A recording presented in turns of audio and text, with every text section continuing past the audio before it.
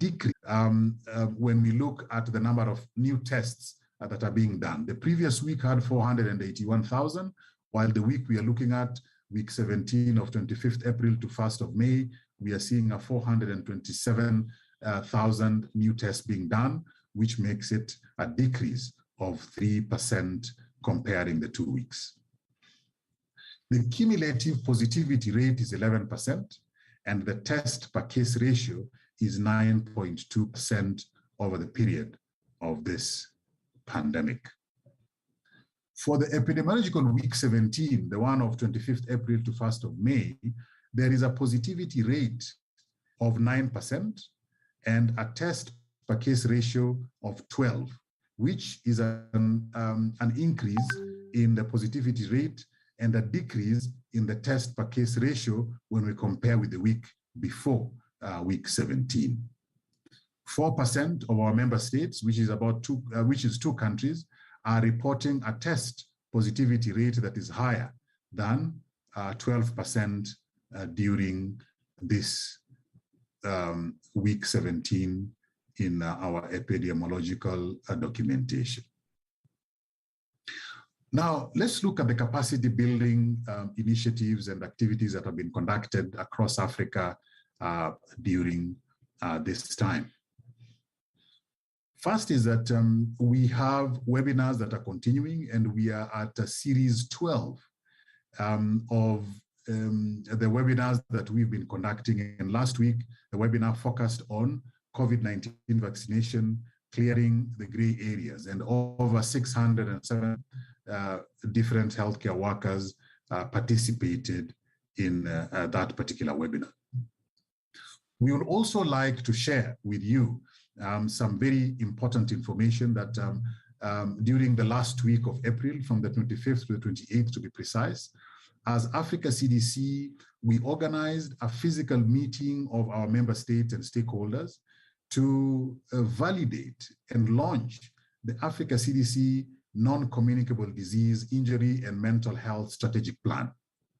We are very keen that we meet our full mandate as Africa CDC beyond immediate health emergencies like the pandemic we are facing and Ebola in DRC now and many other different outbreaks on the continent.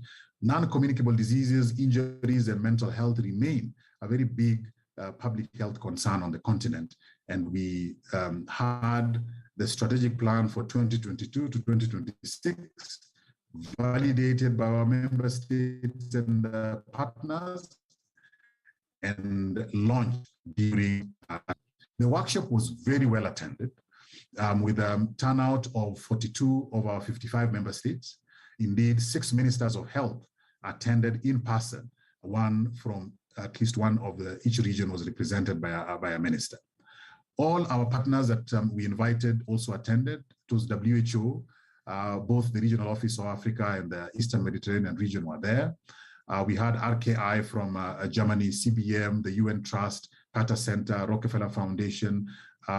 We had a whole range of partners that attended these meetings, including associations representing people that are living with NCDs on the continent. During that workshop, some very key outcomes were realized. One is just the sheer contribution by our member states of looking at the strategic plan, including the monitoring and evaluation framework. Second is we prioritized what needed to be done in terms of activities, and we also agreed on the indicators that will show us whether we are going in the right direction or not. And third, the strategic plan itself was not only validated, but also launched. And finally, we agreed on the next steps for implementation of that strategic plan. Let's shift now to the COVID-19 vaccines update. The way we are today on the 5th of May is that the total number of vaccine doses that have been supplied to the continent is 784 million. These have been distributed to 54 of our member states on the continent.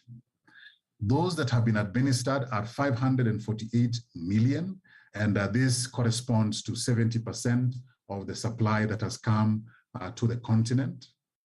And in terms of coverage, it is 17.2% of the population of Africa that has currently been fully vaccinated, while the top 10 of our member states that have vaccinated more than 35% of their population is as follows: Seychelles at 81.7, Mauritius at 76.5, Rwanda at 64.1, Morocco at 63.1, Cabo Verde at 55.2, Botswana at 54.8, Tunisia at 53.8, Mozambique at 44.1, Sao Tome and Principe at 40.4, and Lesotho at 37.2.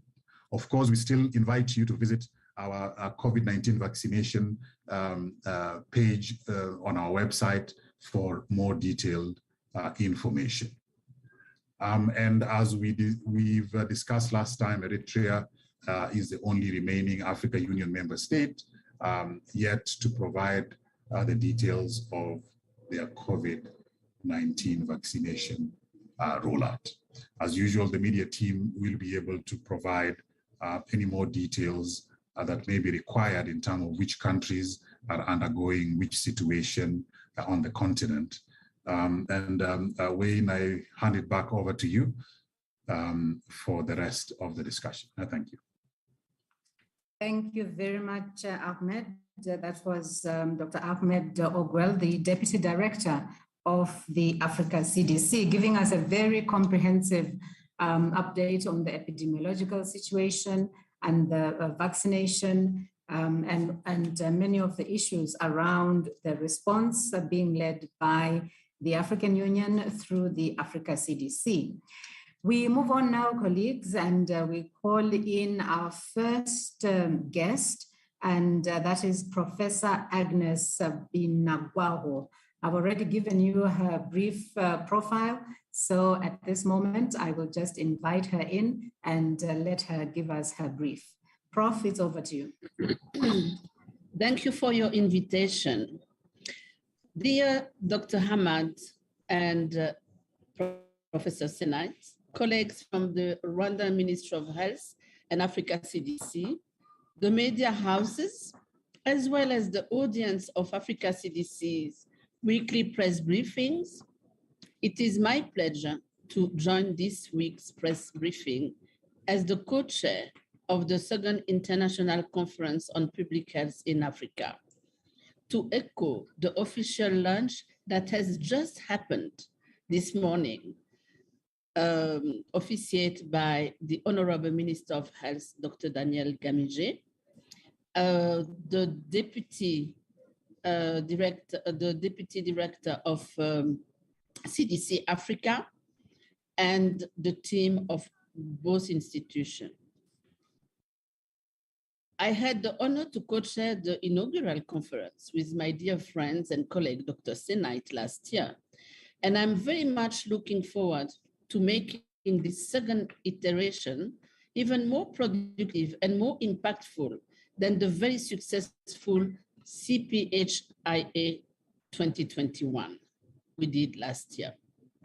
This year, CDC, Africa CDC is working in close collaboration with the Rwanda Ministry of Health to host the first in-person CPHIA in Kigali, Rwanda. And as Professor Senait will share with you in a few minutes,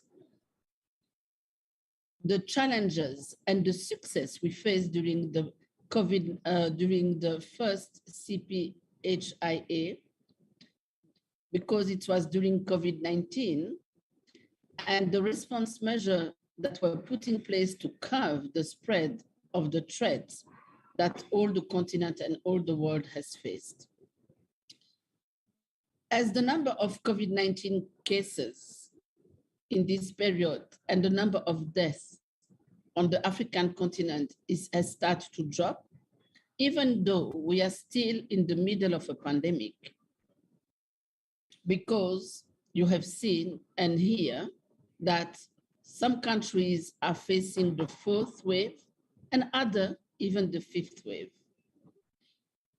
We will have this in person with all the precautions, and the team of the second CPHA, the CPHA 2022 is about to be better prepared for the next pandemic, Africa at the Crusade.